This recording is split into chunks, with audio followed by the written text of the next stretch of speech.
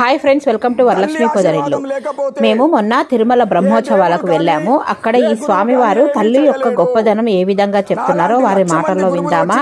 నిజంగా తల్లిని మించిన దైవం లేదు అన్నది ఎంత నిజమో అంతకంటే గొప్పగా ఈ స్వామివారు చెప్పారు. ఒకసారి వారి మాటల్లో విందామా?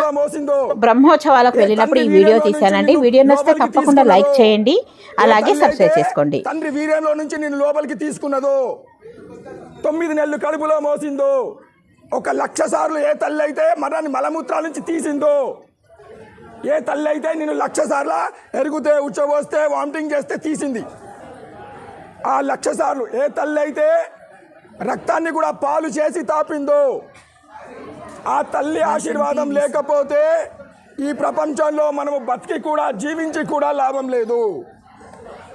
నువ్వు బతుకున్నావంటే, ఈ శరీరంలో ప్రాణముతో ఉన్నావంటే ప్రాణము పోసింది ఎవరు అంటే కన్న తల్లి.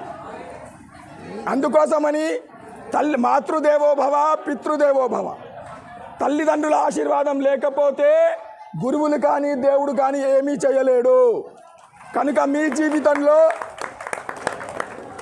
మీ అందరి జీవితంలో ఒక్కరోజు కూడా మీరు ఉండకూడదు. ఈరోజు నేను నా తల్లిదండ్రిని స్మరించుకోలేదు, తల్లిదండ్రిని యాద్ చేసుకోకుండా మీ జీవితంలో ఒక్కరోజు కూడా గడపద్దు.